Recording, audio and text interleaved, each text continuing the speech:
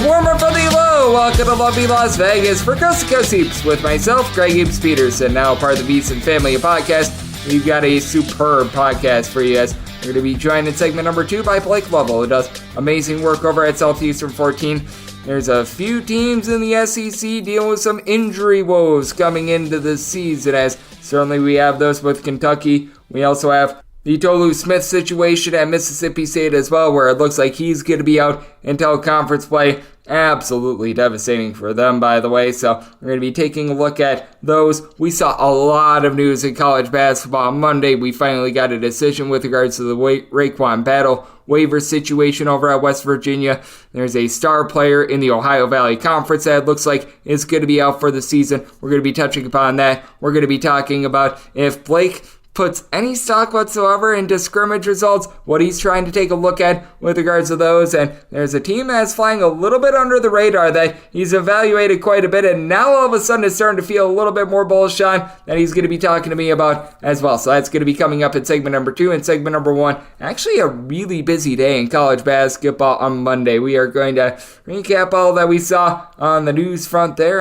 And if you do have a question, comment, segment idea, what have you for this podcast, you do have one of two ways to be able to fire those in. First one is my Twitter/X timeline at @GNet_D1. Keep in mind, letters name does not matter, so as per usual, please do send these into the timeline. And the other way, that is find an Apple Podcast review. If you rate this podcast 5 stars, it is very much appreciated. From there, you're able to fire in whatever you'd like to hear on this podcast via that 5-star review. And let's take a look at what we all got in college basketball Monday. As I've said on this podcast a few times, and I will certainly continue to recap it, the fact that with regards to scrimmage results, the actual points, the actual final score, this is much like Whose Line Is It Anyway? One of my favorite shows when I was a kid. Everything's made up and the points don't matter. The fact that Santa Clara knocked off UCLA by kind of 64-53 does tell me that UCLA is probably going to be playing a little bit more slowly this year, but I don't take too much from that. What I take a lot from is the fact that you had a trio of players not play for the UCLA Bruins, including Adam Bona. We remember that Mr. Bona, he was out towards the back half of the season, was unable to play in the NCAA tournament. That is the situation that I want to monitor. That's a takeaway from that scrimmage. I do think it's important, and I do want to see, all right, is the team playing a little bit more slowly? Because diving into the box score, this was a slog of a game, and I think that Santa Clara might be slowing down just a little bit this year as well. So that's a little bit of a takeaway that I do have from the scrimmages. But that said, it's not one of these things where it's like, oh, and all of a sudden Santa Clara is going to be knocking off Gonzaga in the WCC. It's not like I think that UCLA is going to be worse than Oregon State in the Pac-12 or anything like that, but there were some things that were takeaways from that scrimmage. So I do think that these scrimmages, they serve a purpose, not so much a final score, and I will continue to reiterate that. I recognize that I'm talking to many people who are fans of their favorite team. Your team is not going to be going to the national title game because you won a scrimmage by 10 points against Schlubby McSchlub School here, and or your season's not doomed because you lost by 5 points to insert your team here. So do want to be keeping that in mind. This is a big one. Now, with regards to the Ohio Valley Conference, it's going to be a one-bid league, and whoever wins the conference is most likely getting a 16 seed, but I had Tennessee State and Morehead State as my top 2 teams within the conference. Personally, I put Tennessee State actually at number 1, but I thought Morehead State was a very clear number 2.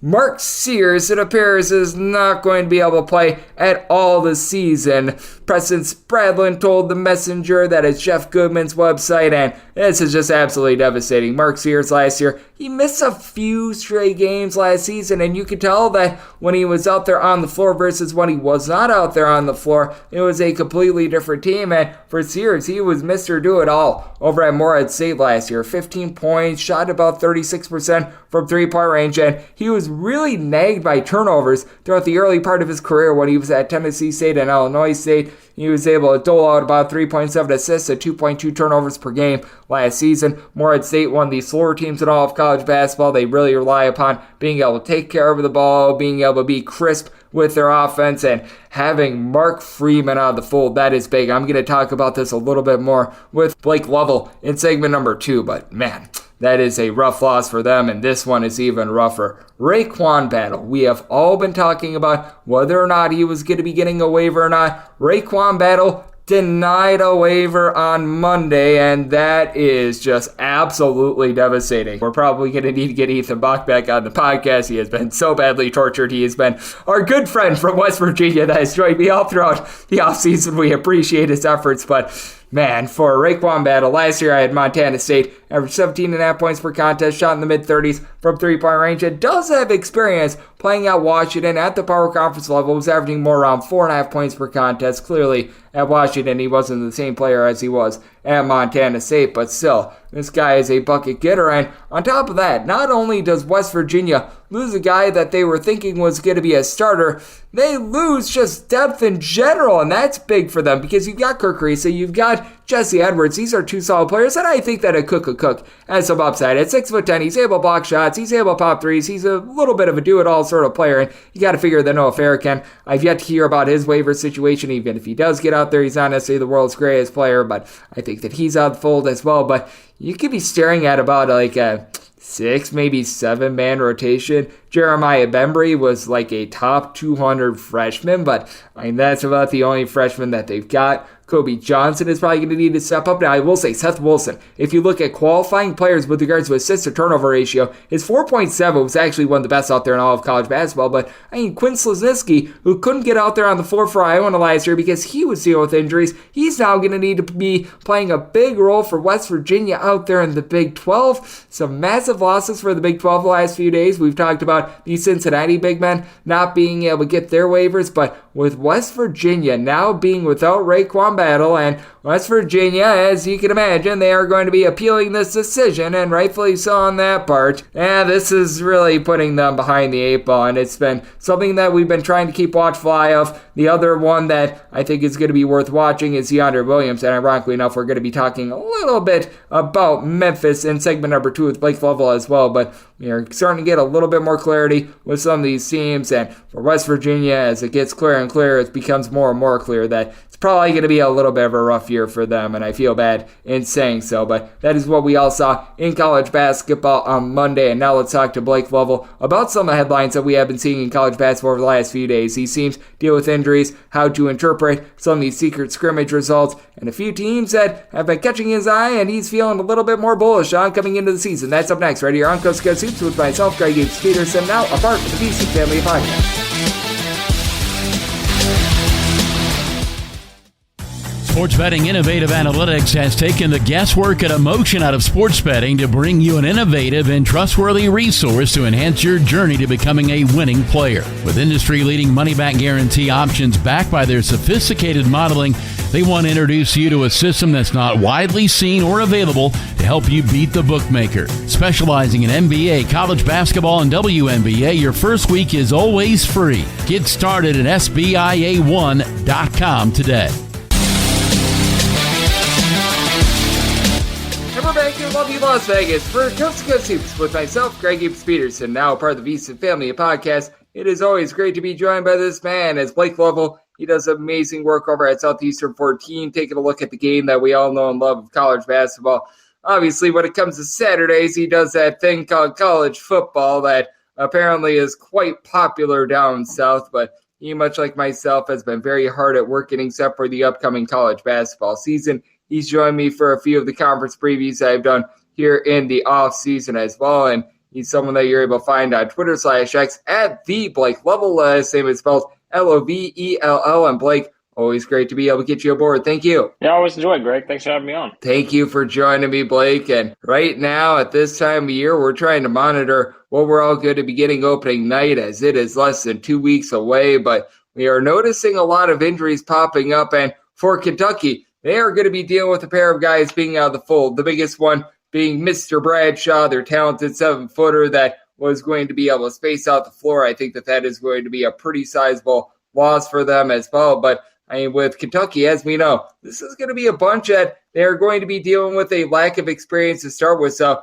I didn't feel like they could afford too many losses in general. And with Yogana Onyesu also going to be out of the fold, along with Aaron Bradshaw to begin the season, I do think that is going to be hurting them quite a bit because they just don't have a lot of experience and a lot of depth to begin the season at this point, even though the schedule after the Champions Classic going to be a little bit easier until about Thanksgiving time. Yeah, I think, like you said, Greg, I think where they do have depth, seemingly more so in the backcourt on the perimeter than they do the front court. And that's where, having those two guys specifically out of the mix for, however long at this point, yeah, it's significant because, as we know, Kentucky does play some difficult games in the early part of the schedule. And, obviously have that Kansas game in there and Miami and so forth. And I think it's going to be interesting to see kind of how this team adjusts to that early on. For whatever reason, I feel like we're always talking about this with Kentucky some years. Like it's just, you're trying to figure out how they're going to adjust early on. And, more so, we always mention just the chemistry with how many new players they're usually adding to the roster and seeing how they figure that out. And, this makes it a little bit tougher because you don't have the probably starting lineup. You don't have the rotation you feel like you're going to have come March, once things get to that point, because you've got to wait for some of these guys to get back. And Bradshaw specifically, again, it's a 7-foot guy who can stretch the floor, runs the floor as well as he does. And I think that just, again, it puts some pressure on how you play elsewhere. Of course, Trey Mitchell was significant to add him to the mix because think about what things look like if he's not on this team, given, the injury situation and that. So, yeah, it will be interesting to see kind of what John Calipari does from a rotation standpoint. Obviously, he does have the luxury of having some of those bigger type guards, whether it is, Antonio Reeves, Wagner, and of course, Justin Edwards, a guy who can pretty much do anything. He can play at the 4 if he needs to and those kind of things. So, yeah, I'm curious to see what Cal does without Bradshaw on the floor, and hopefully he's ready to go here soon enough because obviously Kentucky will be a much better team, I think, once he's back out there. Yep, I think so as well. I think that he's one of the best freshmen in this entire class, and him being out, that is certainly going to be hurting them quite a bit to begin the season. But as we know, that's not the only injury woe that we are seeing out there in the SEC and really nationwide. We'll get into some of the others in a few minutes, but I've talked about this one on the podcast quite a bit, and I do think that this is the biggest loss for any team at the beginning part of the season, even bigger than the 2 losses that Kentucky has, and that's Tolu Smith being out for Mississippi State at the very least until conference play. Sounds like there's a chance that it might even be worse, but I was taking a look at this Mississippi State team. We've talked about them a few times on this podcast during the offseason. I felt like we were both pretty warm on them, but Tolu Smith was their top scorer, their top rebounder, the heart and soul of that defense, and though the shooting, I think, is going to be a little bit better this year, having Tolu Smith out to begin the season, I think, is just absolutely devastating for the team. Yeah, it's brutal. Another way to put it, that significantly changes, I think, the expectations because, like you said, let's remember the team we're talking about here. This was a team that was the worst three-point shooting team in the country last year. So think about how teams game planned around that, like knowing that they game planned everything around Tolu Smith, made this team shoot. And now it's like, even if he's not out there, you still understand that they may be a little better in that category, and I think they will be. Still, there's a weakness there. They weren't a great free throw shooting team. They weren't a great shooting team overall. Now you take him out of the mix, call it what it is. He's one of the top 3 players in the SEC entering the season. And so to take him out of the conversation, it becomes a very challenging thing, I think, for this Mississippi State team. And I'm curious to see how Chris, Jans kind of puts this team together just from an offensive standpoint now, given that, remember, it wasn't just what Tolu Smith, just from a production of scoring. It was how many plays was he affecting in terms of his ability to rebound, specifically offensive rebounding, right? Like how many games he just had numerous offensive rebounds. And so I think that is one of the things, too, that you really look at here and feel like, boy, if you don't get those second chance opportunities for a team that struggled to shoot the ball, you take out your best player offensively, it really forces some of those other guys to step up. And we'll see what happens because we really just haven't seen this Mississippi State team be in this position without him consistently. Not at all last year. The year before, I think he missed some time due to injuries, but it's a huge blow. Like you said, Greg, I would agree. This is one of the biggest ones nationally, I think, for a team that, quite frankly, I felt pretty good about putting into the NCAA tournament to start the season. But now, yeah, it's going to depend on when he's back because it may be a bit of a grind. And, hey, guess what? Chris Jans doesn't mind making those games a grind. Is the way they play defense. So they'll have to do that even more so this season. And this team is probably going to need to make it a grind as well. As joining me on the show, we do have Blake Lovell, who does great work over at Southeastern 14, joining me on Coast to Coast Hoops. And you join me every year for the Ohio Valley Conference preview. And I really felt like with regards to a 1 and 2 in the conference, it was Tennessee State and Morehead State. And looks like Mark Freeman might miss the entire year for Morehead State. Jeff Goodman, about an hour or so before we recorded this podcast, tweeted that out. And I think that that's seismic in the OVC. Now, granted, the OVC is probably going to be a one-bid league, in which that one bid is going to be sending a team to the NCAA tournament that's going to be a 16 seed. But we talk about how big these injuries are in the SEC, what have you. But on my side of things, you're able to make as much money on Morehead State as you are in Kentucky. And this is a very seismic blow for a team in a mid-major that is very, very winnable. And now what seemed like it was going to be a two-horse race, in my opinion, Morehead State and Tennessee State, feels much more wide open now for teams like SIU Edwardsville and UT Martin. Yeah, we talked about those kind of teams that could have a chance to be right there in the mix, even with, a fully healthy Morehead State. But now you take Freeman out of the mix and you're looking at this like, man, that's a guy who scored 15 points a game. Obviously, I think we talk about teams and game plan, right? So we talk about Toulouse-Smith and Mississippi State, teams for game planning. For Mark Freeman there at Morehead State, and now just think about their schedule too, Greg. They start off with Alabama. They got to go to Purdue. It's going to be a big adjustment. They got that game in Indiana, I think, later in non-conference play. But it does make, that conference a lot more interesting because we had kind of known, hey, this is, Preston Spradlin. We know kind of the roster he puts together on a year-in, year-out basis, knowing that you had a guy like that to kind of lead the way. And now I find Tennessee State very interesting at this point because I think it is a team you and I talked about in the preview. They've also been a team that I think transfer-wise, that has had success over the years with the guys they brought in. And now I think with Penny Collins kind of looking at the roster, the way it shapes up. And yeah, it's just so hard, isn't it, when you talk about these teams that just rely on a guy, and we said whether it's a Smith at Mississippi State, it's a Freeman at Morehead State, your curiosity just goes up because you're like, man, how are they going to change things sort of given, the state of the roster now moving forward? And I think Morehead State's still got a talented roster, but again, it's just different when you have a guy like that had the ball in his hands as much as he has for them. So we'll see what happens with the Eagles there, but yeah, it's a brutal blow for them. Yep, it certainly is a big, giant blow for them, and it is going to be interesting to see how they're going to be able to fare this season. And on top of that, it's going to be very interesting to see how this team fares as well. As joining me on the show, we do have Blake Lovell of Southeastern 14, and we have been waiting for this waiver for a long time, and I felt like this was the biggest TBD waiver that was on the board entering into the week. But RaeQuan Battle is not going to be eligible for West Virginia, and for West Virginia, after everything that happened with the Bob Huggins situation with the guys that transferred out of the fold, I did think that it was going to be a little bit rough for them, but I felt like if RaeQuan Battle was going to be in the fold, they had a little bit of a chance. But this just hurts them two-pronged because, for one, I felt like Battle was going to be a good, solid start for them. And two, they just don't have any depth at this point as well. And I just foresee this being a very rough year for West Virginia. And the hits for this program just keep coming. Yeah, you felt like backcourt was the strength of this team, and I think now you take him out of the mix. And yeah, like you said, that's the best way to put it. Hits just keep coming because, he wasn't just someone who could be someone scoring-wise, which the numbers speak for themselves in terms of what he averaged, 18 points basically last season. And he could defend and really help him out there and, make shots from outside. And now you take all that out of the equation, and it's like, man, what's next, right? I think that's the way you look at it if you're a West Virginia fan. Like, you're definitely more pessimistic than optimistic at this point. Yeah, so I'm curious just to see, again, same situation where depth-wise, what does this rotation look like? I feel like we've talked about this, Greg. We did the SEC preview and some of these other conference previews. It's like, you want to talk about a wild card of trying to pick a team's rotation in terms of, like, the distribution of who plays this much and that much and so forth.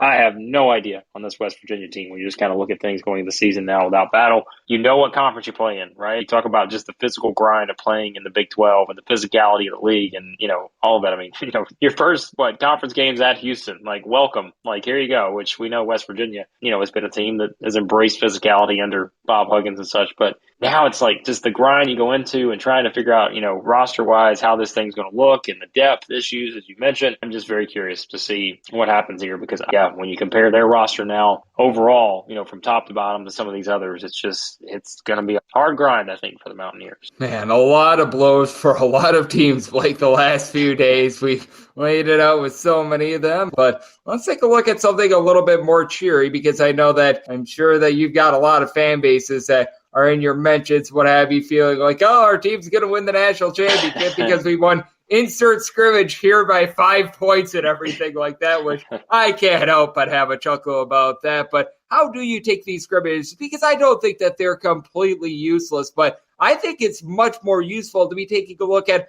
all right, how are some of these rotations looking? Was someone else, like Adam Bona, we saw on Monday, UCLA had a scrimmage, he was held out of it. That's something that causes me to have a little bit of a red flag. We were talking about Kentucky before, and if like Antonio Reeves for some reason were to not be in the fold for their scrimmage, that's something that I think would be of significance. Meanwhile, if you have a result like we're going to throw out there Wisconsin knocking off Marquette by 5 points or something like that, it doesn't mean that Marquette is going to be some bad team and Wisconsin is going to the Final Four or anything like that. I think it's more or less the context. as important with these scrimmages. Yeah, it is all about context, Greg. I won't mention any team specifically, but I'll tell you, like, I've looked at some of these results from scrimmages, and there have been guys that I have probably not talked about one time this offseason that lead teams in scoring or, wind up making a huge jump, and all of a sudden, you're like, wow, that guy played that many minutes. That is significant because it does kind of give you an idea, okay, maybe here are some guys that were not on the radar or were not maybe factored into the rotation significantly, that all of a sudden you've got to look at it now and say, well, okay, maybe we got to readjust things here, and okay, that team's a little deeper there in that area or that area maybe than we thought. But beyond that, I'm like you. Like, I think it's just the context. You've got to figure out who played, who didn't play. We know coaches are working on anything and everything in these scrimmages to really try to figure out what they have. Because remember, for teams that didn't play exhibition games, didn't have these overseas trips, all that, this is the first time against other opponents that,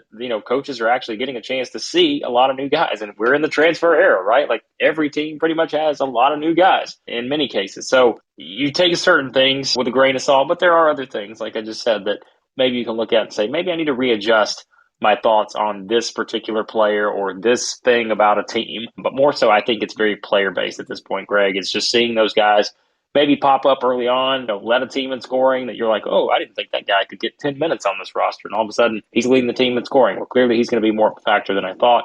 Those are probably the things I look at the most when trying to just kind of gauge what to take away from these things. Yep, I'm in lockstep with you on that. I do think that reading into the context of it, trying to figure out, all right, who played when, what sort of rotations were we getting, I think that that's much more important than, oh boy, Boise State knocked off Cal by like 10 or 15 points in a scrimmage or something like that. So I do think that that is paramount at this time of season, as Blake Lovell, who does great work over at Southeastern 14, is joining me right here on the podcast. And with regards to teams that you are a little bit more stock up, stock down on, are there a few that do come to mind? Because now we are less than 2 weeks away from the start of the season. We're starting to get to know these rosters just a little bit better. Certainly we're going to be figuring out more and more injury information as we go along as well. But are there a few teams that either the last few weeks have put you off of them a little bit more, or vice versa, you're now feeling a little bit better about them? There's one team in particular that I have probably studied more than any other team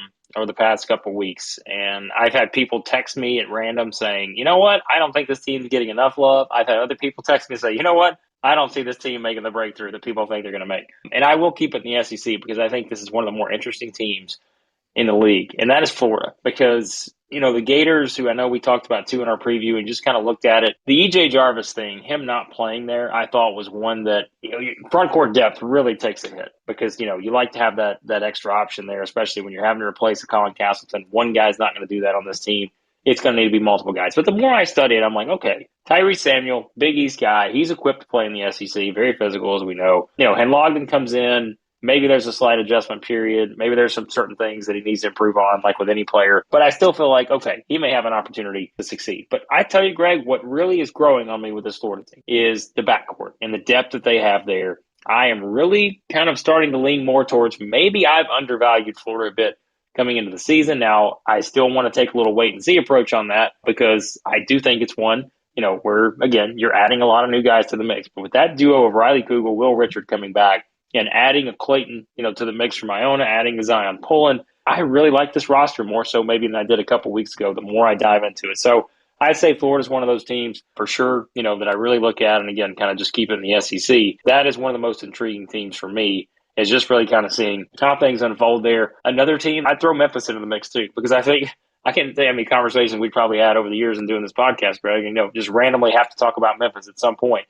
We've always just kind of talked about, okay, where are they at in terms of, overall, in terms of numbers, right? Last year was kind of that breakthrough and getting the, 26 wins, whatever. I think Memphis is another team. You just look at it, the way the roster shapes up. Penny Hardaway, which is so hard for me to believe, Greg, and I feel like I'm like, man, how long have I been doing this? This is going to be his 7th year there. The more I look at this team, I'm just like, count Memphis among those teams that obviously right in there. FAU is going to be the team that we're all kind of talking about. We mentioned, North Texas and all that and what they've done, UAB with Andy Kennedy. But I'm very curious, just maybe just the top of that conference going into the season, because there is a lot of intriguing elements when you look at kind of where all those programs are at near the top of the AAC. Oh, I'm right there with you on Memphis as well. And I don't think we've heard if DeAndre Williams is going to be out there or not. That's one that I've still been trying to find information on. We're less than 2 weeks away from the start of the season, and we're still TBD. I'm guessing that the NCAA is trying to deem if someone that can buy the team's rental car because he's old enough should be allowed to play college basketball or not. That's obviously a little bit of a joke, but I do think that is something to watch out for with Memphis as well. But I'm with you. That's a very intriguing team. And Blake, I know you're doing amazing work getting set for the upcoming season. You joined this podcast quite a bit, always lend amazing insights. So let the good people at home know it's all on tap for you and how people are able to follow along on social media and other platforms. Yeah, I always appreciate it, Greg. Like you said, you can find all of our SEC-related stuff on YouTube. You can search for Southeastern 14, all of our SEC basketball preview materials up there, and all my other college basketball thoughts and everything. You can follow me on Twitter /X at @DBlakeLovell. And Blake does amazing work on the college basketball front. He joins me a lot on this podcast. He's been doing so much to be able to get us set for what is going to be a tremendous college basketball season. So big thanks to Blake for joining me right here on Coast to Coast Hoops, now part of the VSiN family of podcasts. And if you do like hearing from this fine podcast, Coast to Coast Hoops, you're able to subscribe wherever you get your podcasts, Apple Podcasts, Google Play, Spotify, Stitcher, and TuneIn. And if you have a question, comment, segment idea, what have you for this podcast, you have one of two ways to be able to fire those in. First one is my Twitter /X timeline at @unit_D1. Keep in mind, letters maybe it does not matter. As per usual, please do send these into the timeline. And the other way, find an Apple Podcast review. If you rate this podcast 5 stars, it's very much appreciated. From there, you're able to fire whatever you'd like to hear on this podcast by that 5-star review. We're getting there. Less than 2 weeks away from the start of the college basketball season. Once we get in season, I'm getting you guys picks and analysis on every single game, every single day, and I am working hard on that college basketball spreadsheet. The link will be up probably in about a week or so. I have a lot of initial numbers already for these opening night games. I just want to take some time, make sure that there's not any injuries I'm missing, if I didn't leave out something critical that I should for the upcoming season. So I do want to take a little bit more time before I officially unveil all my opening night lines, as the bookmakers, they have yet to as well. So I feel justified in that, but that is going to be coming soon. And here on the podcast, we're going to be looking at everything that we need to know coming up for the upcoming season, talking to some great guests, picking their brains, and so much more. So I always appreciate you guys tuning in, and I'll be back with you once again tomorrow. Thank you.